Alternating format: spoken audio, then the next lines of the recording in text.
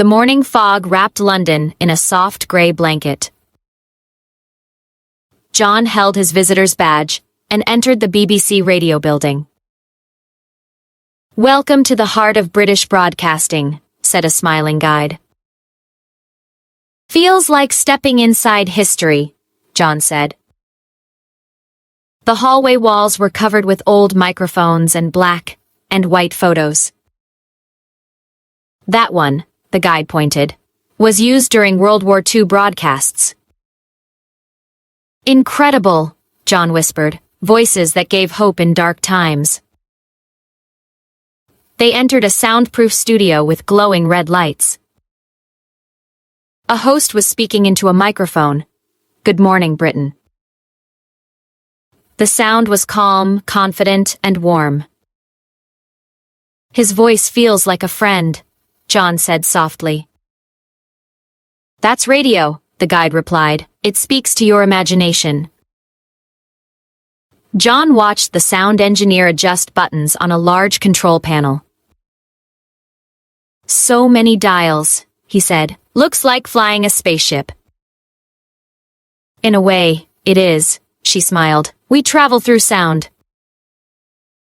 The host finished his segment and waved. "Would you like to try?" he asked John. "Me?" John laughed. "I might break your ratings." "Give it a go," the host said, handing him the mic. John sat down nervously and put on the headphones. "Just speak from your heart," the host said. John took a deep breath. "Hello, this is John, visiting from California. Today I learned that words can travel faster than planes. They fly straight into people's hearts." The sound engineer gave him a thumbs up. "Well said," the host smiled. "You've got a natural voice." "Really?" John laughed. "My college professor said I sounded like a robot." "Maybe a warm robot," the host joked. Everyone laughed, and the tension disappeared. "What do you love most about radio?" John asked.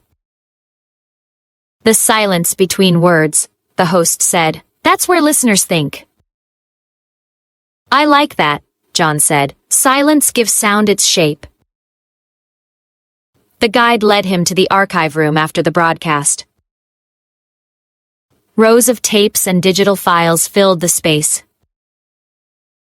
"Every story, every laugh, every sigh, recorded here," she said. "It's like a library of voices," John whispered. "Exactly," she said. "A museum of emotions." John picked up an old label. "Interview with Nelson Mandela, 1994. "History talking back," he said.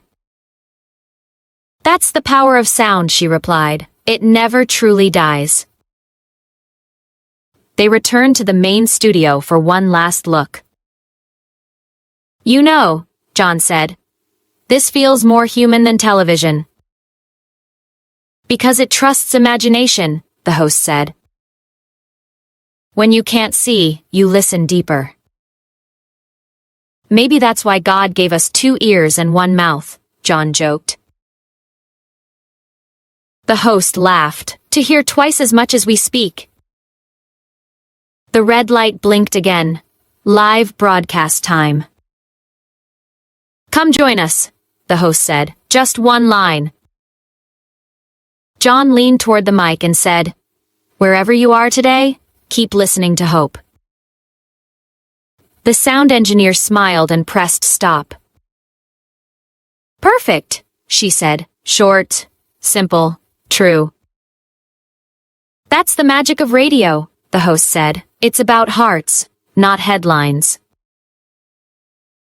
John nodded, thinking of all the unseen listeners out there. "You never know who needs your voice," he said quietly. "Exactly," the host replied. "That's why we keep speaking." Outside, the fog had lifted, and sunlight touched the Thames.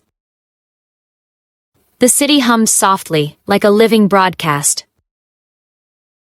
John opened his journal and wrote, "Sound carries truth where eyes cannot. And kindness echoes longer than noise." His 89th bucket list dream had come true, one broadcast at a time.